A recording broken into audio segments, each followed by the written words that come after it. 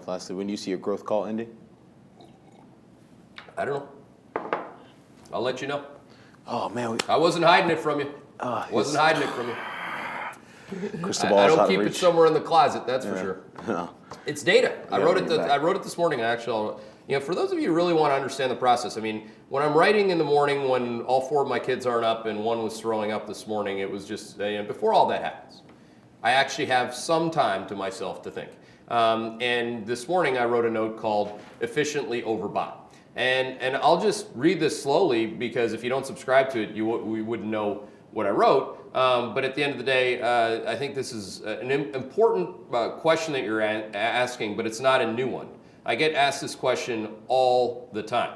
So again, I outline why the market's doing what it's doing, why we're at all-time highs. Earnings season, give you an update. GDP growth, give you an update. Those are the 2 big causal factors, growth and profits, that we've been focused on. And then I said, cool. So when does it end? So when does it end? That's the question I get asked all the time. So what I wrote was, I'll generalize and I'll say that the 80-20 rule applies to our clients and followers alike in asking me that question. At least 80%, and I was being, I was taking the low end of the estimate. At least 80% of people have focused on when it needs to end instead of the probability of it continuing.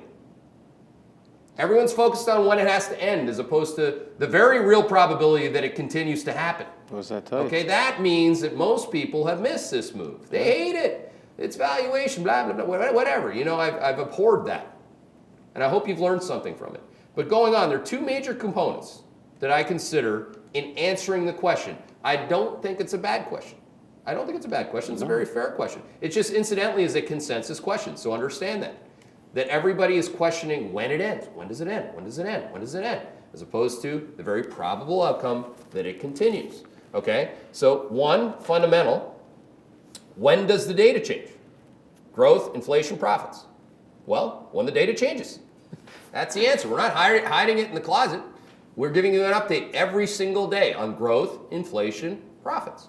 Okay? They're getting better. They're not getting worse. Okay? So the very real probability that this continues is how you should have been positioned.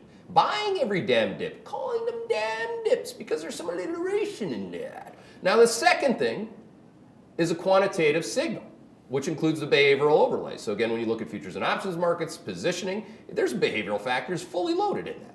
And the question is, what is Mr. Market pricing in?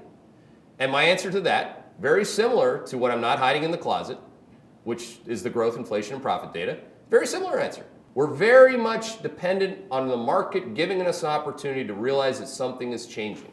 We're not in the business of telling the market what to do. We're not in theorizing on what markets should be doing that they have not done yet or aren't even telling you that they're ready to do.